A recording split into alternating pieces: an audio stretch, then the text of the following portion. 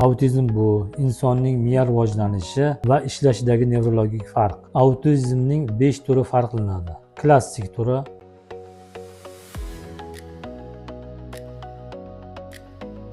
Aspergik sindrom,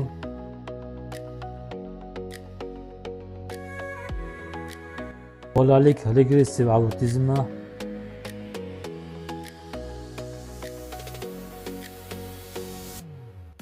atipik autizm,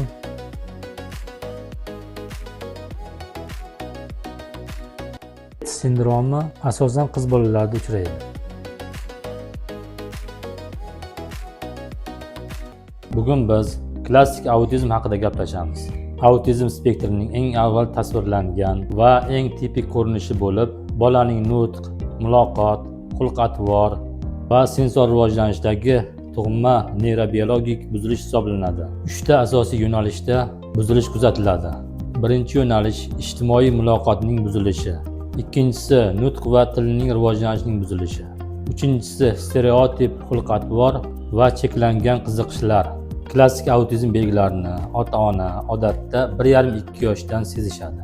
Yoshiga qarab bolalarda autizmning belgilari qanday namoyon bo'ladi? Tug'ilgandan 1 yoshgacha ko'zga tik qaramaslik, ismga javob bermaslik, qo'lni cho'zmaslik, sotsial kulguni kam bo'lishi, ovozlarga reaksiyasi past. 1 yoshdan 3 yoshgacha bo'lgan bolalarda nutqning kechikishi, jumla tuza olmaslik, exolaliya, qaytarish nutqi, o'yinlarga qo'shilmaslik, bir narsani aylantirib o'ynash, predmetlarni bir chiziqqa qo'yish.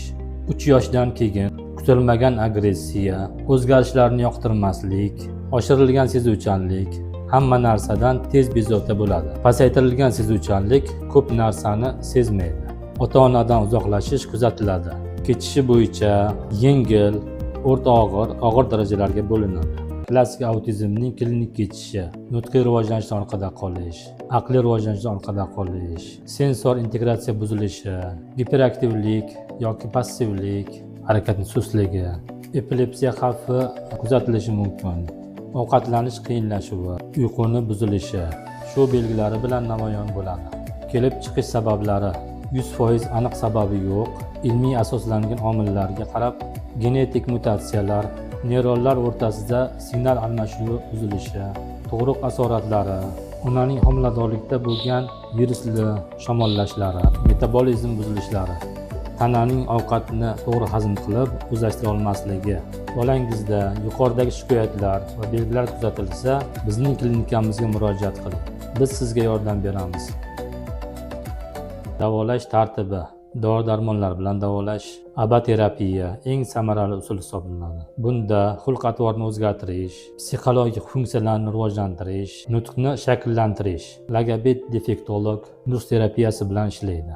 Ya'ni artikulyatsiya, nutqni stimulyatsiyasi, exolaliyani tiklash, jumla tuzish, sensor integratsiya, ortiqcha qo'zg'alishni pasaytirish, diqqatni oshirish, motorika rivoji, LFK va motor rivojlantirish, muvozanat, tana koordinatsiyasi, proprioseptiv stimulyatsiya, neyropsixolog korreksiyasi, diqqat, xotiraga ishlov berish, kognitiv funksiyalar bilan ishlash, ota-ona bilan ishlash, uyda bajariladigan dastur, xulqni boshqarish texnikasi, stressni kamaytirish, TMS apparati, transkranial magnit stimulyatsiya, nutq markazini aktivlashtiradi, diqqat va idrokni kuchaytiradi, agressiyani pasaytiradi, uyquni yaxshilaydi, sensor funksiyalarni yaxshilaydi. Bolangizda yuqoridagi shikoyatlar va belgilar kuzatilsa, bizning klinikamizga murojaat qiling. Biz sizga yordam beramiz.